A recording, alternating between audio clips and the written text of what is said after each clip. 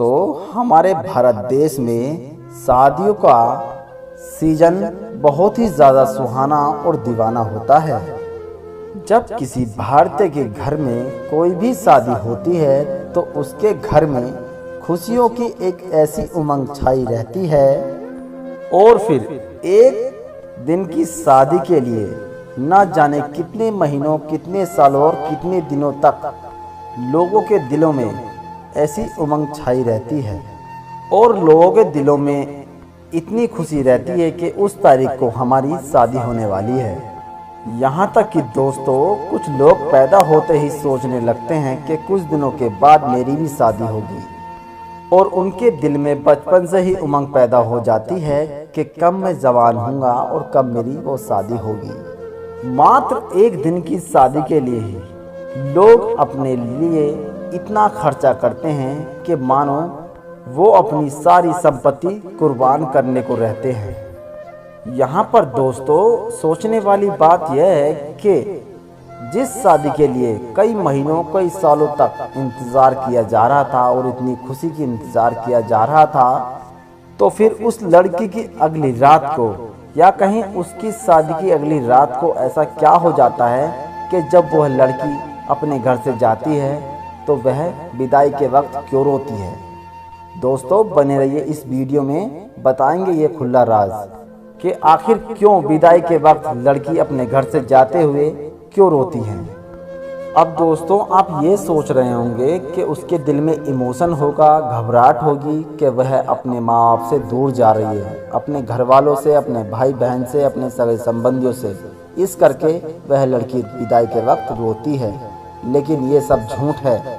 ऐसा दोस्तों बिल्कुल भी नहीं है। असली सच्चाई आपको पता भी नहीं है। असली सच्चाई आज मैं आपको बताऊंगा। आखिर इसके पीछे क्या राज है, क्या कहानी है जो लड़कियां विदाई के वक्त रोती हैं। दोस्तों, ये कहानियाँ उस वक्त थी जब हमारे भारत देश में मनु का विधान चलता था और हमारे देश में मनुस्मृति लागू थी। उस वक्त हमारे देश में महिलाओं के लिए अनेकों उत्पीड़न परंपराएं बनाई गई थी मनु के विधान में। और किस तरह से महिलाओं का उत्पीड़न करने के लिए ये चोटीधारी और तिलकधारी लोग बड़ी से बड़ी कुप्रथा हमारे देश में लागू कर सके इन महिलाओं के लिए। और दोस्तों, इन्हीं कुप्रथाओं में से एक प्रथा थी संबंध प्रथा। संबंधन प्रथा में से सिर्फ और सिर्फ ST OBC वर्ग की महिलाओं के लिए ही थी। दोस्तों, सबकी बात नहीं होती थी। जो महिला शूद्र जाति से आती थी, ये प्रथा उन पर ही लागू थी।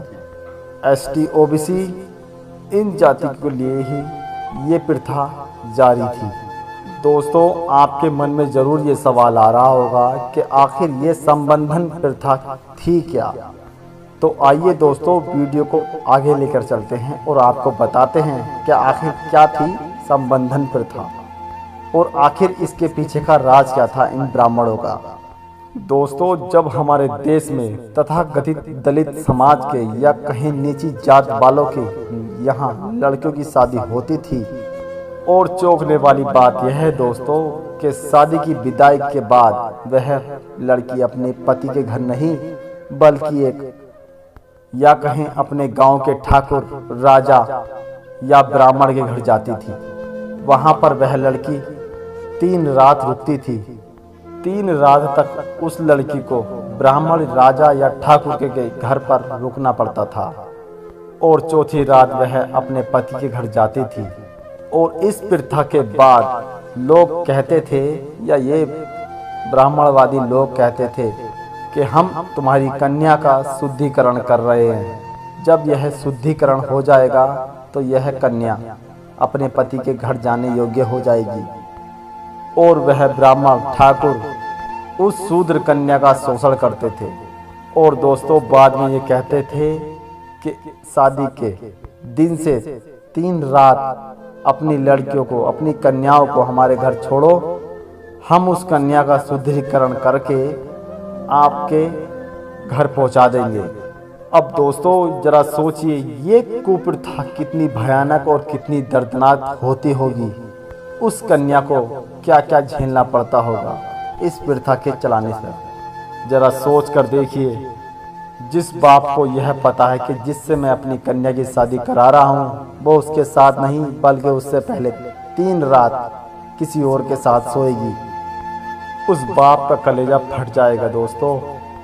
जिस लड़की को यह पता हो कि जिसके साथ मेरी शादी हो रही है उसके साथ नहीं बल्कि 3 रात पहले ही किसी और के साथ मुझे सोना है, तो उस कन्या पर क्या बीतेगी। ये सोचकर किसी भी लड़की की आंखों से आंसू नहीं बल्कि खून के दरियाओं निकल आएंगे। सच में ऐसा हुआ है हमारे भारत देश में इन शूद्रों के साथ। तो दोस्तों, आपके यहाँ भी कोई ऐसी कुप्रथा चल रही हो तो कृपया उसका विरोध करें, और वीडियो आपको कैसी लगी प्लीज़ कमेंट करके ज़रूर बताएं।